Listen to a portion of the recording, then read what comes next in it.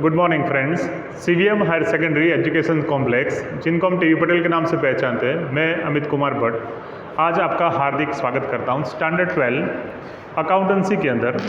Friends, हमने last जो video introduction में सीखा था कि 11th स्टैंडर्ड के अंदर हमने जो पढ़ाई की थी उससे डिफरेंस क्या है हमारे स्टैंडर्ड 12 के अंदर, वो पूरा एक लेक्चर हमने इंट्रोडक्शन के अंदर दिया था। क्या आने वाला है यहाँ पर, हम किस प्रकार से करेक्शन कर सकते हैं, इस प्रकार से हमें नई बात को सीखना है, वो सारी बातें हमने लास्ट वीडियो में सीखी थी। आज हम पढ़ाई स्टार्ट कर रहे हैं और जितना भी हमें टाइम मिल रहा है यहाँ पर ऑनलाइन के माध्यम से, तो हम साथ साथ में बोर्ड के रिलेटेड और साथ साथ में हमारी नॉलेज के लिए हम बात आपके साथ शेयर करेंगे। तो आज जो हम स्टार्ट करने वाले हैं वो पार्टनरशिप की इंट्रोडक्शन के बारे में, जिसका नाम है हमारा इंट्रोडक्शन टू पार्टनरशिप। पार्टनरशिप क्या है, किस प्रकार से उसके कैरेक्टरिस्टिक्स हो सकते हैं और पार्टनरशिप डीड क्या है, वो आज हम बात करने वाले हैं। तो फ्रेंड्स, हमने जैसे बताया था कि 2 और 2 से ज़्यादा व्यक्ति प्रॉफिट के लिए वो बिजनेस कर रहे हैं, तो उनका मेन जो गोल होता है यहाँ पर वो प्रॉफिट करने का होता है यहाँ पर, और उसके बेस पर वो पूरा फर्म चलाते हैं, तो वो पार्टनरशिप कहलाए जाते हैं यहाँ पर। और पार्टनरशिप के अंदर वो जिस प्रकार से अंदर चेंजेस आ रहे हैं यहाँ पर, जिस प्रकार से वो नए रूल्स और रेगुलेशंस को बनाते हैं, वो हम साथ साथ में हम पढ़ने वाले हैं यहाँ पर। तो फ्रेंड्स, पार्टनरशिप क्या है वो मैंने आपको बताया कि 2 और 2 से ज़्यादा व्यक्ति एक साथ होकर फर्म को चला रहे हैं यहाँ पर, फर्म को कंटिन्यू कर रहे हैं यहाँ पर, फर्म को मैनेज कर रहे हैं, और उनका जो मेन जो गोल होता है यहाँ पर वो प्रॉफिट अर्न करना रहता है यहाँ पर। तो फ्रेंड्स, ये रही हमारी पार्टनरशिप के बारे में हमारी इंट्रोडक्शन की बात। तो फ्रेंड्स, अब पार्टनर्स और पार्टनरशिप फर्म क्या है वो थोड़ा सा सीख लेते हैं यहाँ पर। यहाँ पर पार्टनर्स इकट्ठे होते हैं यहाँ पर, तो उनसे जो क्रिएट हुई उसको हम कहते हैं पार्टनरशिप फर्म के बारे में पहचानते हैं यहाँ पर। ये पार्टनर्स है, एक बार समझ लेते हैं यहाँ पर 2 पार्टनर्स है, जैसे कि राम और श्याम। यहाँ पर वो पार्टनर्स हुए। राम और श्याम जब साथ में जुड़ते हैं, साथ में बिजनेस करने के लिए वो इकट्ठे होते हैं यहाँ पर, तो उनसे जो क्रिएट हुई वो हुई पार्टनरशिप फर्म, हम उसको कहते हैं यहाँ पर। तो ये हो गए पार्टनर्स, उससे क्रिएट हुई पार्टनरशिप फर्म, ठीक है ना।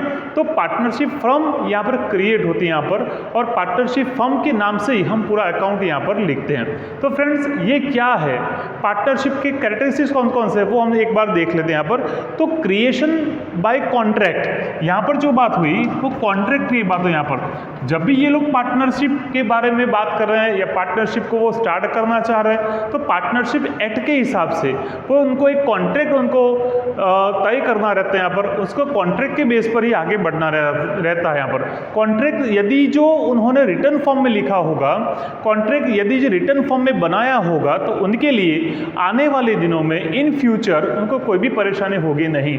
यदि वो ओरल भी कर सकते हैं, लेकिन हम ऐसा कह सकते हैं, एक ऐसा सजेशन दे सकते हैं कि यदि आप पार्टनरशिप क्रिएट कर रहे हो या पार्टनरशिप के अंदर आप जुड़ रहे हो यहाँ पर, तो आपको एक बार ये जो कॉन्ट्रैक्ट होता है वो रिटर्न फॉर्म में होना अति आवश्यक रहता है। क्योंकि यदि हम जो ये कॉन्ट्रैक्ट हमारा जो बनाया गया है यहाँ पर, हमने जो कॉन्ट्रैक्ट लिखा होता है यहाँ पर, तो उनके आधार पर आने वाले दिनों में किसी भी परेशानी हो सकती है या किसी भी प्रकार के प्रॉब्लम्स आ सकते हैं, तो उसका सॉल्यूशन हम ये जो कॉन्ट्रैक्ट रिटर्न फॉर्म में किया होता है, तो उसके बेस पर हम उसका सॉल्यूशन कर सकते हैं। तो हमें इतना ही जानना है यहाँ पर कि पार्टनरशिप जो हम फॉर्म क्रिएट करते हैं या पार्टनरशिप फॉर्म को हम चलाना मांगते हैं, तो उनके बेस पर पहले कॉन्ट्रैक्ट होना चाहिए। कॉन्ट्रैक्ट किस प्रकार से हो सकता है, फिर से कंक्लूजन में, कॉन्ट्रैक्ट रिटर्न फॉर्म में भी हो सकता है या कॉन्ट्रैक्ट ओरल फॉर्म में भी हो सकता है, लेकिन सजेशन हम ऐसा दे सकते हैं कि कॉन्ट्रैक्ट जो होता है हमारा वो ऑलवेज रिटर्न फॉर्म में होना अति आवश्यक होता है यहाँ पर। अब जो दूसरी बात जो हमारी होती है वो प्रॉफिट ऑब्जेक्टिव, जो हमारा पार्टनरशिप का जो मेन ऑब्जेक्टिव जो होता है यहाँ पर, वो होता है हमारा प्रॉफिट अर्न करना। चाहे कोई भी बिजनेस हो, चाहे सोल प्रोप्राइटरशिप हो, चाहे पार्टनरशिप हो, चाहे कंपनी हो, तो उन तीनों का ही जो मेन ऑब्जेक्टिव होता है यहाँ पर वो प्रॉफिट होता है यहाँ पर। फ्रेंड्स, आपको पता होना चाहिए कि हम बिजनेस कर रहे हैं, ट्रेड कर रहे हैं यहाँ पर, तो मेन जो ऑब्जेक्टिव जो हमारा होता है प्रॉफिट अर्न करना है।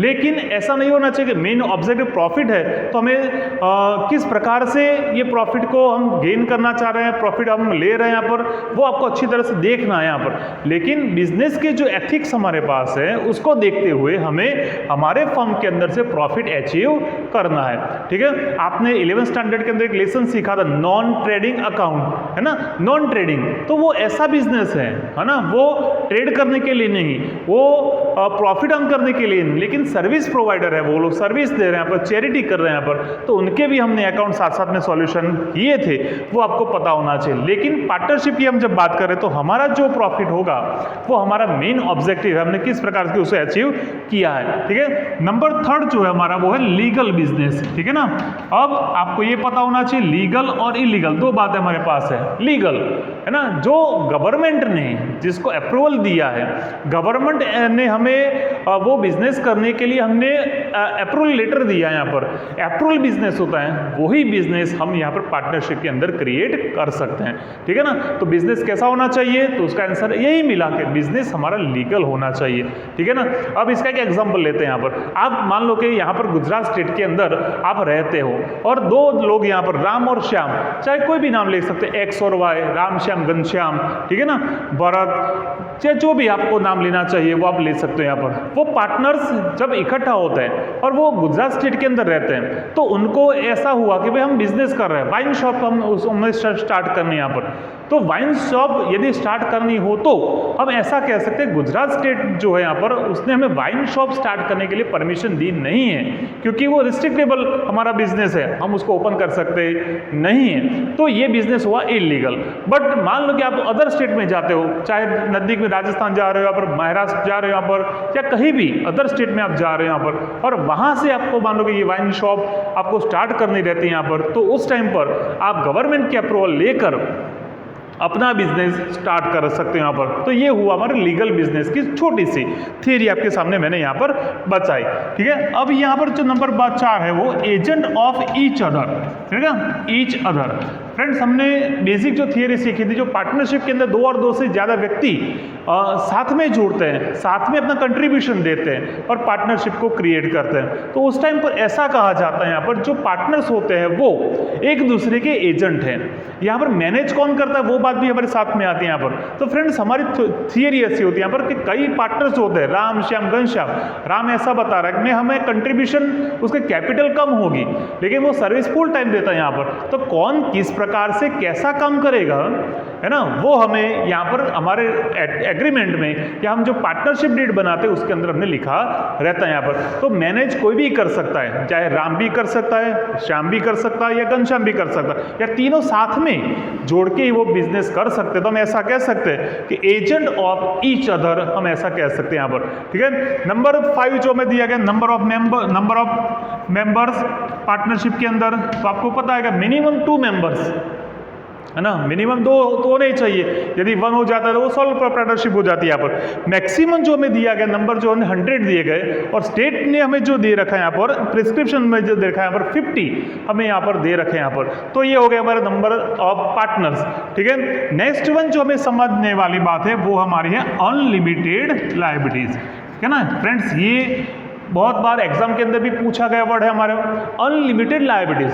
हम क्या कहेंगे, unlimited means limited liabilities, unlimited liabilities. तो हमें ये एग्जाम में किस प्रकार से पूछा जाता है वो आप समझ सकते हो। एक्सप्लेन और इन्वर्टेड कॉमन लिखा होगा कि पार्टनर्स लायबिलिटीज आर अनलिमिटेड, है ना, ऐसा लिखा होगा यहाँ पर। तो किस प्रकार से फ्रेंड्स आप समझ सकते हो कि यहाँ पर राम श्याम और घनश्याम ये तीनों पार्टनर्स ने क्या क्रिएट की, तो उन्होंने पार्टनरशिप फर्म उन्होंने क्रिएट किया।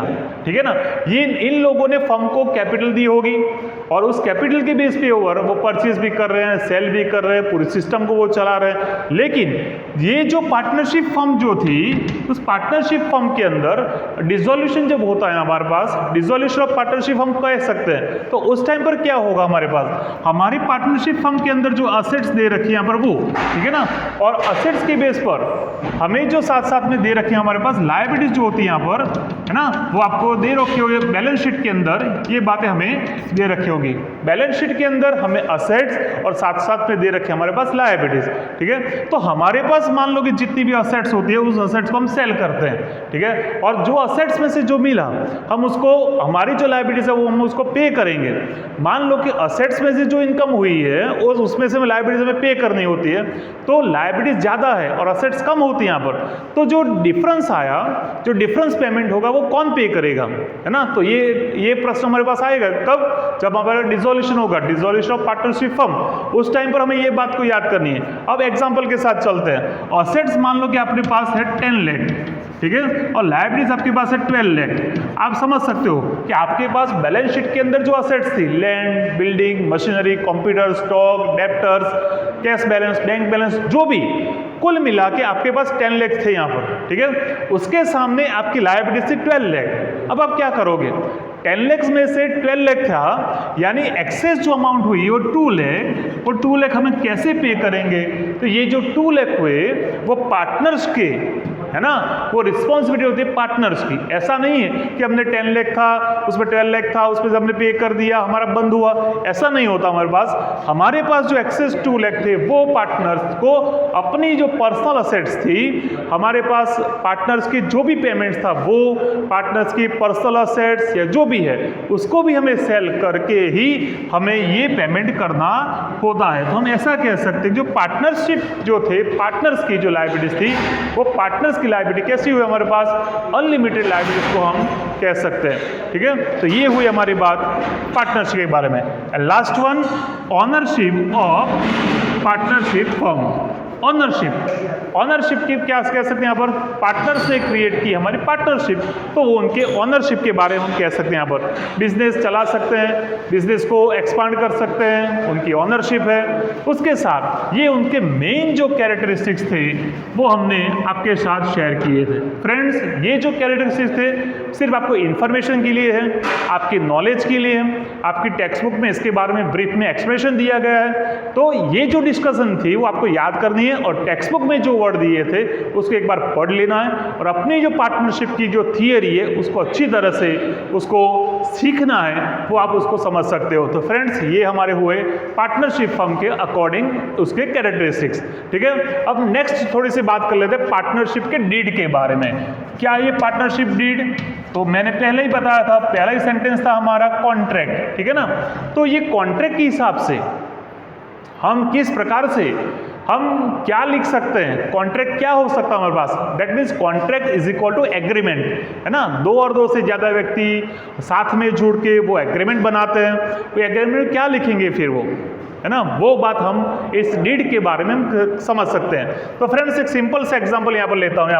यहाँ पर हुए आपके पार्टनर्स, ठीक है। उन्होंने जो क्रिएट की वो थी पार्टनरशिप फर्म। आप समझ सकते हो यहाँ पर पार्टनर्स थे, पार्टनर्स ने क्रिएट की पार्टनरशिप फर्म, ठीक है ना। तो यहाँ पर जो मेन बात आएगी वो पार्टनर्स फर्म को क्या दे रहा है? वो पार्टनर्स फर्म को दे रहा है कैपिटल, ठीक है ना। हमारे पास फर्म तो था ही नहीं, वो क्रिएट किसने किया? पार्टनर्स ने किया, है ना। तो पार्टनर्स ने फर्म को क्या दिया? तो पार्टनर्स ने फर्म को कैपिटल दी, ठीक है। अब जब मान लो कि फर्म इसके पास से कलेक्ट करता है तो firm end of the year, है ना, फर्म क्या देगा उनको? पार्टनर्स को देगा इंटरेस्ट ऑन कैपिटल, ठीक है। यहां पर सिंपल बात है, पार्टनर्स ने फर्म को क्या दी? तो कैपिटल दी। तो फर्म पार्टनर्स को क्या देगा? वहां पर इंटरेस्ट देगा।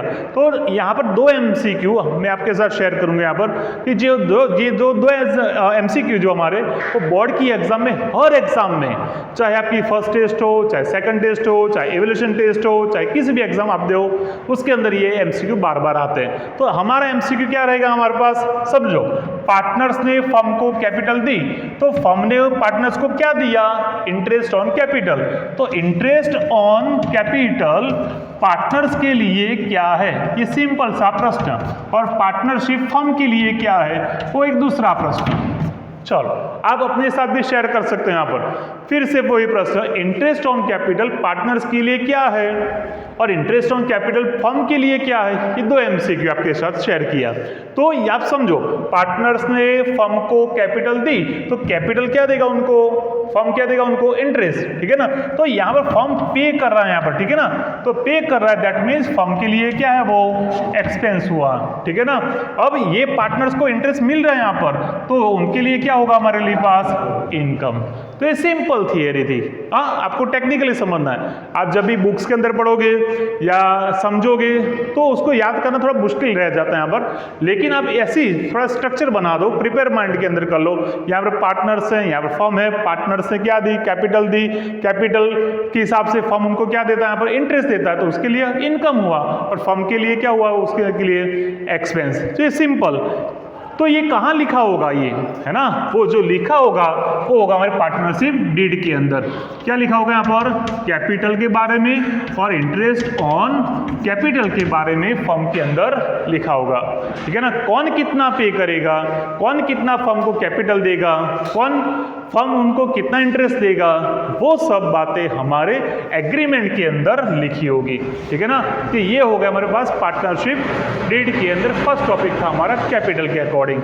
ठीक है, नंबर 2 फिर से वो थियरी के साथ शेयर कर लेते हैं। हमारे पास यहाँ पर पार्टनर्स ने फर्म को कैपिटल दी, फर्म में से पार्टनर्स यदि पर्सनल यूज के लिए, है ना, आप समझ सकते हो, पार्टनर्स पर्सनल यूज के लिए गुड्स या चाहे स्टॉक उसको कह सकते हैं, या कैश या जो भी पर्सनल यूज के लिए वो विड्रॉ करता है, तो हम उसको एक सिंपल वर्ड में कह सकते हैं, उसको हम ड्राइंग्स के नाम से हम पहचानते हैं। ठीक है ना, use for personal use we have called as a drawings. Personal use के लिए तो आपने फर्म में से जब कलेक्ट करते हो, विड्रॉ कर रहे हो ड्राइंग, तो आपको फर्म को पे करना होगा, जो पे गई की अमाउंट उसको हम कहेंगे इंटरेस्ट ऑन ड्राइंग्स। ठीक है ना, तो वही सिंपल सा एमसीक्यू फिर से आपके बुक्स में होगा, इंटरेस्ट ऑन ड्राइंग्स। ठीक है ना, आपने पर्सनल यूज के लिए विड्रॉ किया तो आपको फर्म को क्या देना पड़ेगा, इंटरेस्ट। अब पार्टनर्स के हिसाब से सोचो, आप फर्म को पे कर रहे हो तो आपके लिए वो क्या होगा, आपके लिए होगा एक्सपेंस। ठीक है ना, और फर्म के लिए क्या होगा फिर, तो इंटरेस्ट ऑन ड्राइंग्स फर्म के लिए होगा इनकम।